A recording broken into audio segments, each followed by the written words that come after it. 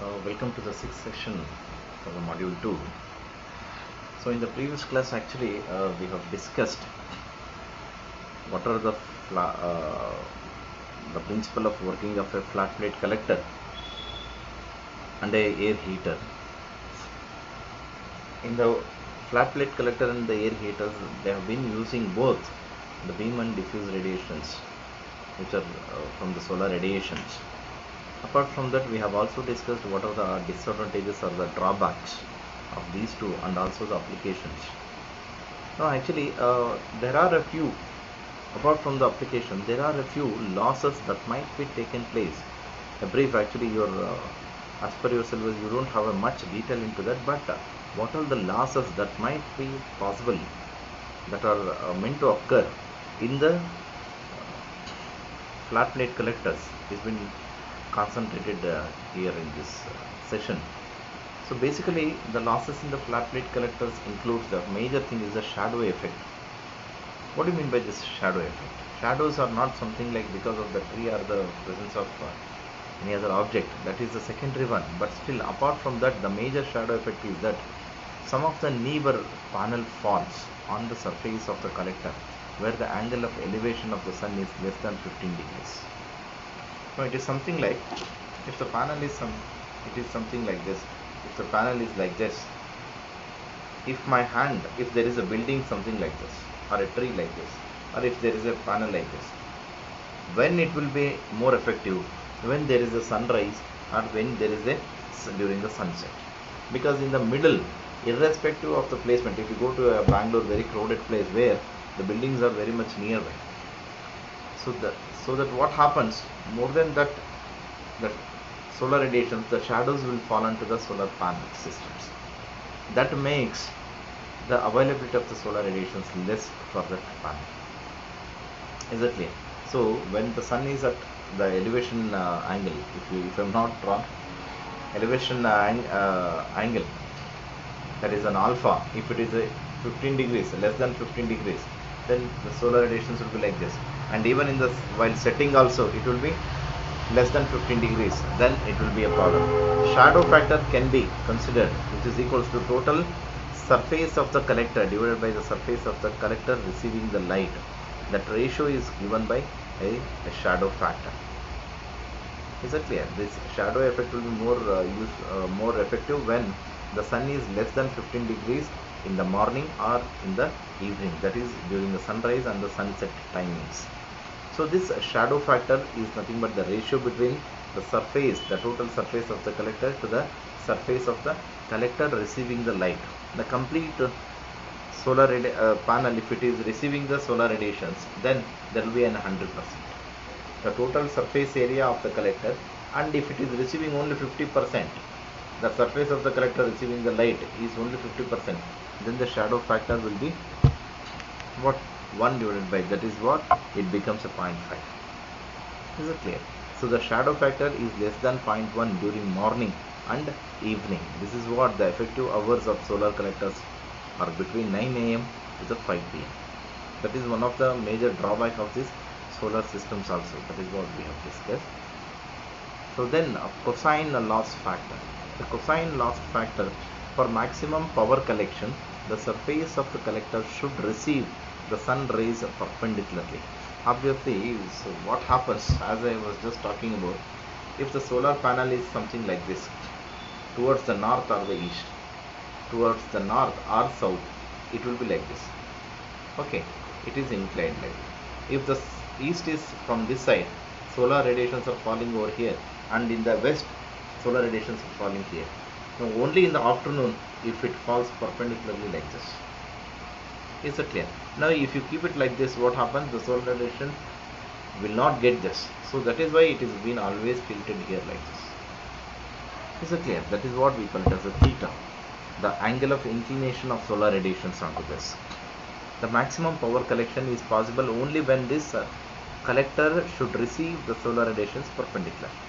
If angle between the perpendicular to the collector surface and the direction of the sun rays is theta, then the area of solar beam intercepted by the collector surface is proportional to cos theta. That is what resolving the forces with respect to the horizontal surfaces, we get that cos theta.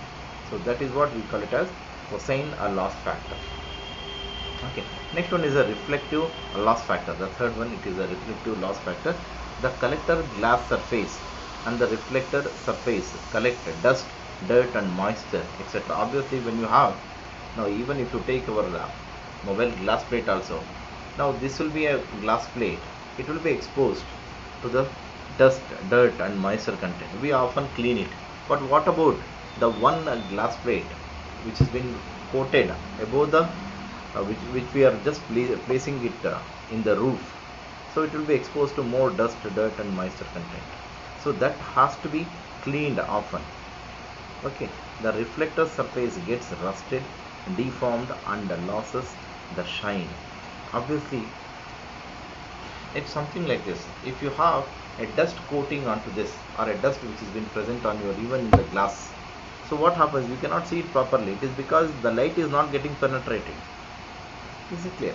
So hence the efficiency of the collector is reduced significantly with the passage of time. So we can overcome this by often repeatedly cleaning it. Once in a while we have to keep cleaning it.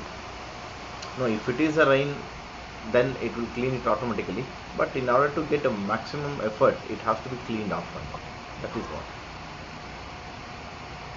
They are the three factors, they are the three losses effects that we considered in the flat plate collector.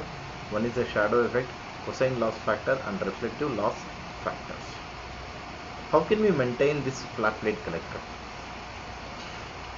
It is by daily cleaning. May not be possible by daily cleaning, at least once in a often we have to clean this. And then seasonal maintenance, that is a cleaning, touch up paint, in order to, because this flat plate collectors will be always exposed to some the dust particles and the moisture contents, and even the water will be there. So because of that, what happens, there should be a touch paint which prevents it from the corrosion or the oxidation which might be chances of forming. Okay, and yearly overhaul, changing of seals, because most of the cases the sealing material that we are using, it will be a rubber. As the solar panel is being exposed to solar radiations for all the 365 days, even the ceilings will be exposed to solar radiation for 365 days. So what happens, this rubber or a ceilings will loses its property, it becomes a brittle. Now even you might have experienced it, after 1 year you just go and touch that rubber, it becomes like a powder. It is only because it is been seasoned with the highest temperature and lowest temperature and rain and every conditions, all it is being exposed to that. So what happens, it becomes a brittle and it loses its property. Once this loses its property, it will not be solving the purpose of sealing. So this has to be changed yearly, and cleaning after dismantling, and after the dismantling it has to be cleaned. Now here my dear friends, here given a sketch, this is a transparent covers, above which, below that there will be an air gap, and then there will be a matrix, and then once again an insulation will be there. So this is what the similar one, the transparent cover, the air can be like this. The placing of this is an air heater set, absorber plate, and there will be a black plate. So we have to dismantle this, we have to paint this again and clean it, and replace the seals, and then we have to assemble it again. This is what we call it as a yearly overhaul. Parabolic trough collectors. Parabolic is trough with the line focusing reflecting surface, provides a concentrated ratios from 30 to 50. Hence the temperature is as high as 300 degrees centigrade can be attained. Now, while I was talking about the concentrated and non-concentrating, I told you one parabolic, it is something like this, where the solar radiations which are falling onto this surface will be reflected back here, and this surface will also be reflected back here. So it will be arranged in such a way that all the solar radiations which are falling over here will be concentrated at one single line, and the solar radiations which are falling onto this surface will also be concentrating on the same line. That means throughout the solar radiations will be concentrated at one particular line, like this. If you consider this pen has got a pipe, so the pipe which will be collecting, or this line will be collecting a maximum temperature, concentrated temperature of up to 300 degrees centigrade. That is what it has been possible for this parabolic trough collectors. That is the use of this trough collector. Whatever this flat plate collector, it just takes the radiations and uses it. So the temperature rise during this flat plate collectors will not be as much as high as 300 degrees centigrade. It will be nearly 100 or touchable to that 100 degrees centigrade in flat plate collectors, whereas in parabolic trough you will have 300 degrees centigrade. Light has been focused on a center line of a parabolic trough. The pipe located along the center line absorbs the heat and the working fluid is circulated through the pipe. That is what I was just talking. A pipe or a line will be concentrated, and this concentrated pipe or a trough will carry the working fluid. The paraboloid dish collectors, that is what we call it. The beam radiation is reflected by parabolic dish surface. The point focus is obtained with CR, that is a concentrating radiation above 1000, and the temperatures of around 1000 based on the temperatures. Now the low temperature collectors, medium temperature collectors, and high temperature collectors. This is how three ways we can divide this parabolic trough collectors. These are all nothing but a low temperature collectors, where there's a glazed and unglazed. Glazed is one which will have a reflecting surface, whereas unglazed is one which doesn't have a reflecting surface, which absorbs the solar radiations. That's it. Glazed solar collectors are designed primarily for space heating purpose, and they rebuilding air to a solar panel where the air is heated and then directed back into the building. These solar space buildings and only perform when the air is in the solar collector is warmer than the building room temperature. Most glazed collectors are used in the residential sectors. Light is focused on a surface. The recirculated heating system requires at least 2 penetration into the cells. Now my dear friends, as you can see it here, there is a one fan and a tube-like structure. Okay, now these tubes will also have a small holes over here. The solar panel, this will be exposed to outside. Now whatever the backside, the cylindrical strike things that will be exposed, that will be penetrated into the buildings where the temperature is less than the surrounding temperature. In a cold countries, something like in Iceland, where the inside house temperature will be much lesser, we want a warm, we want the air to be warm. In such applications, what we do it is something like an AC only. This panel will be exposed outside. So what happens, this panel takes the heat, solar radiations, which is a perforated absorber. This is a perforated absorber. It absorbs all the solar radiations, and since it is a perforated, what happens, the air in the perforated absorber will get heated up. Once it has been heated up, the fan here automatically it rotates. So because of the higher or a warmer air, it will be rotated and it will be sucked inside these tubes, and it will be given to the buildings. So this will be continuous as long as the air temperature inside the buildings are less than the surrounding temperature, outside temperature. Now this is what a low temperature collectors. It is a direct, even you can take up as a project and you can do it at home itself. This is an unglazed solar collectors are primarily used to preheat, make up ventilation air in commercial, industrial and institutional buildings with a high ventilation load. Now this will have a unglazed solar collector. They turn building walls or sections of walls into low cost, high performance unglazed solar collectors. Heat conducts from the absorber surface to the thermal boundary layer.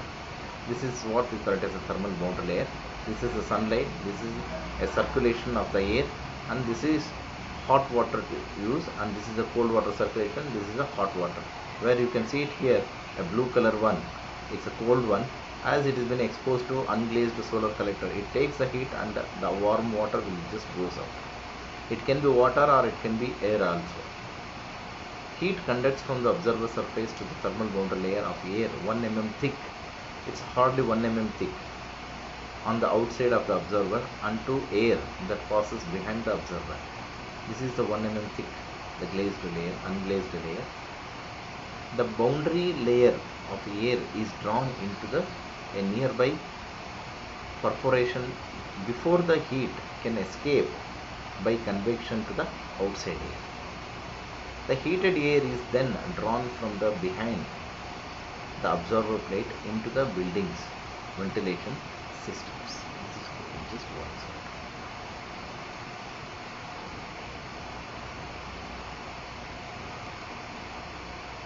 Thermal energy. Actually, this is a very interesting topic.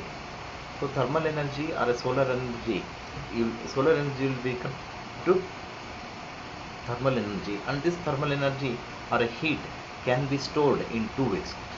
One is by the sensible heat storage and the other one is a latent heat storage.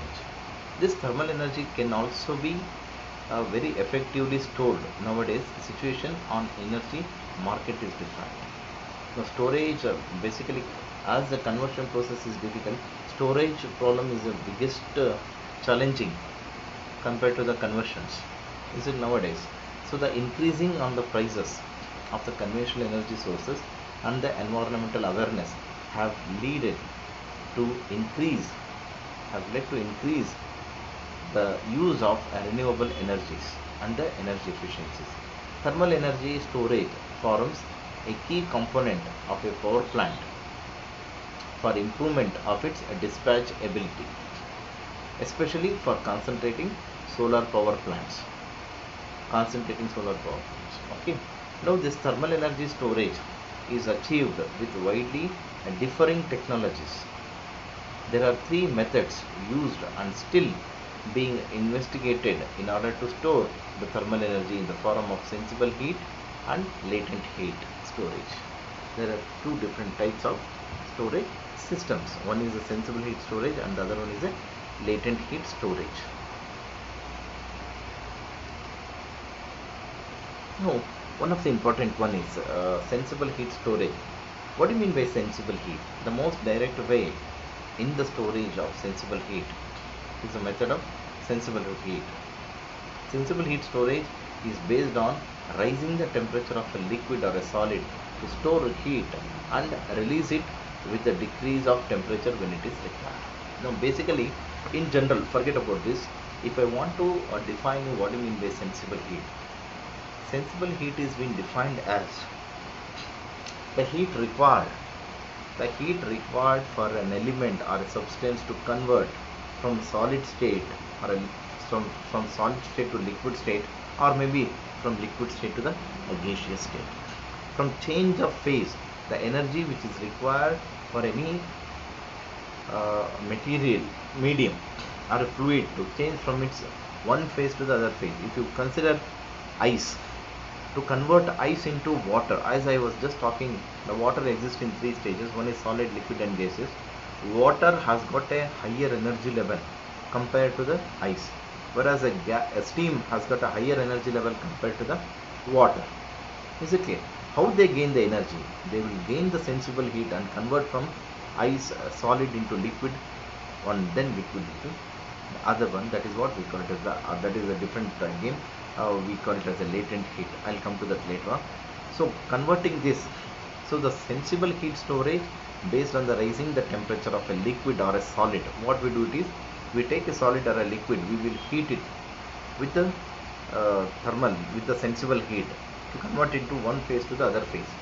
Now how you utilize it? We will extract the heat and get it back to the, say for example you have an ice, we will supply the sensible heat. It will take the sensible heat and convert it into a liquid. So what happens, whenever we want it, we will take the sensible heat and convert that into back to the original form. So this is how it will be done. So releasing it with the decrease of temperature when it is required. This is what I have been trying to explain. The volumes needed to store energy in the scale that would need are extremely large. Materials used in sensible heat storage must have a high heat capacity and also high boiling and melting point. This is what it should have, a high boiling and melting point. If you take any refrigerating liquids, then it will boil at 0 degree temperature itself. So you should take a high boiling and melting point and with a high heat capacity. Although this method of heat storage is currently less efficient for heat storage, it is a least complicated compared with the latent heat or chemical heat, and it is inexpensive. Now, my dear friends, sensible heat is the least used method to store the energy compared to the latent heat and chemical heat storages, but still it is having a least complicated compared to the other form of conversions. Okay, now basically the most popularly used is the latent heat, not even the chemical heat or the sensible heat. It's a clear. From the thermodynamics point of view, the storage of sensible heat is based on the increase of enthalpy. Enthalpy is nothing but amount of heat supplied per unit mass, that is kilojoules per kg. That is nothing but an enthalpy. Enthalpy of the material in the store, either a liquid or a solid in most of the cases. Okay, now it is nothing but sensible heat is based on the increase in enthalpy. That means amount of heat that is being utilized by a fluid or a liquid or a gas per unit mass is nothing but an enthalpy. That is always given by kilojoules per kg. Okay, so either we are using a material or a liquid or a solid which has got a higher specific heat and it has got a higher boiling and melting point. The sensible heat effect is a change in temperature. It is given by change in temperature, where the heat stored can be obtained by the equation. Now, if you are storing the heat by the means of sensible heat, that can be expressed thermodynamically by the change in increase in enthalpy. This is what the definition the sensible heat can be. The same thermodynamics will also give us the amount of heat that is being stored by the sensible heat can be expressed in terms of an equation given by delta Q, where this delta Q is nothing but energy stored in terms of joules or kilojoules. That is nothing but Newton meter per second kilojoules, where delta Q is equal to m into integration of Cp, which is a factor of T, integrating with respect to dt under the limits of T1 to the T2. That is the lower temperature from the T1 to the T2. If you take a water as a sensible heat storage, the initial temperature of the water is taken as T1, and after supplying the heat and storing the heat, what is the temperature rise? The highest temperature is being considered as T2. So that this temperature difference is nothing but dt. Is that clear? What is this m? M is nothing but the mass of an object. It is given by kgs, kilograms. And then Cp is nothing but a heat capacity, or we also call it as a specific heat capacity, which is given by joules per kg degree kelvins. Higher the specific heat capacity, higher the heat absorption takes place.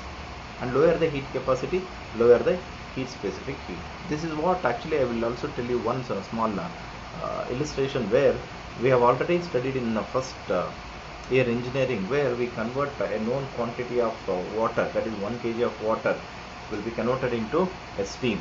If you take a water at 0 degree centigrade, it is a freezing temperature, so it will be in a solid state. Whatever the heat that you supply will not make this 1 kg of solid, that is the ice, into water. So gradually you should keep giving the heat, the same amount, maybe the same amount. What happens? It keeps converting this complete ice slowly into water. From first drop which converts into water to till the last ice which converts into the water stage, whatever the heat that is you have been supplied, the total amount of sensible heat, the total amount of heat that is being supplied, the total enthalpy that you have been supplied, that means the total energy, joules, for 1 kg of ice you have converted into completely into water. The total energy or an enthalpy that you supply to convert 1 kg of ice into 1 kg of water is defined as the sensible heat. 0 degree from T1 till T2, and M is nothing but the mass, Cp of water with respect to the temperature. So that is what we define it as the sensible heat. Now this sensible heat depends upon the specific heat capacity. Specific heat capacity is nothing but kilojoules per kg degree Kelvin. How do you define this specific heat? Specific heat is nothing but the amount of heat required. The amount of heat required to convert a 1 kg of any fluid to rise in to rise the temperature of any fluid. The amount of heat supplied, if you take 1 kg of water, the amount of heat supplied to this kg, the unit mass of a fluid, to rise the temperature by 1 degree Kelvin. So it is defined as the specific heat. If you take the specific heat of water, it is nothing but 4.18 kilojoules per kg degree Kelvin. That means in order to convert water, which may be around 273 degree Kelvins, or you take it as 300 degree Kelvins or 300 degree centigrade. If you take a 300 degree Kelvins of water, the amount of heat supplied to convert this water into 301 degree Kelvins, 1 kg of water. So that is what we call it as a specific heat. A good sensible heat fluid should always have a high heat capacity, that is a specific heat capacity, and it should also have a high boiling temperature, and it should also have a high melting point. That is what we call it as a sensible heat. Now my dear friends, this sensible heat of storage is not so popular because it is not much effective compared to the latent heat of storage. Latent heat of storage has been wonderfully used in industrial applications, automobile applications, and even in the food processing applications. Food processing in applications, even in the CFTRI, they use this latent heat of storage as a major storage of thermal energy systems. It is because more effective when it is being compared to the sensible heat. But sensible heat provides an advantage of being less complicated compared to the latent heat of storage. Latent heat of storage, it is an enormous procedure is there. It has to follow its procedure. That is the one. That is what we were just concentrating over here. This is now, let me come back over here. The thermal energy can also very effectively stored. It is only because of the needs is different. Okay, increasing the prices of the conventional energy sources and environmental awareness have led to the increase in the use of renewable energies and energy efficiencies. So that has made to store this energy storages. Actually, I have not listed this chemical heat storage over here because it is not very easy to deal about. It is very complicated one. It is very complicated one compared to the latent heat of storage. So the easiest one is a sensible heat storage, so which is denoted by SHS, and latent heat storage is LHS. No, is it clear? So in the next class we shall talk about the latent heat of storage, where the latent heat of storage is being more effective.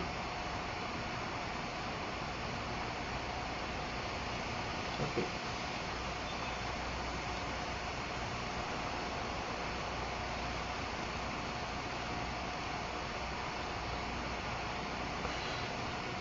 Integration of this Cp factors, it can be an equation which depends upon the temperature. Whereas we take that expression and we just integrate it between the limits of T1 and T2, then we will get the amount of heat that is being stored by a sensible heat method. That tells us the same expression can also be obtained for the latent heat storage also. If you take one example wherein which we take a sensible heat storage and latent heat storage, if you put this into this expression, definitely we will come to know what is the influence of latent heat storage compared to the sensible heat storage. It is always more effective for a latent heat storage compared to the sensible heat storage.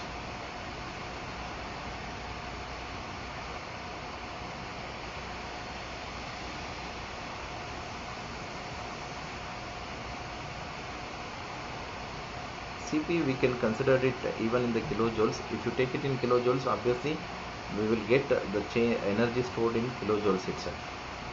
And if you take it in the degree centigrade, for degree centigrade can also be, it can be of anything. Since it is a temperature difference, the unit doesn't changes. That will mean if this delta T is in degree kelvins, this should also be in degree kelvins. If it is in degree centigrade, this should also be in degree centigrade.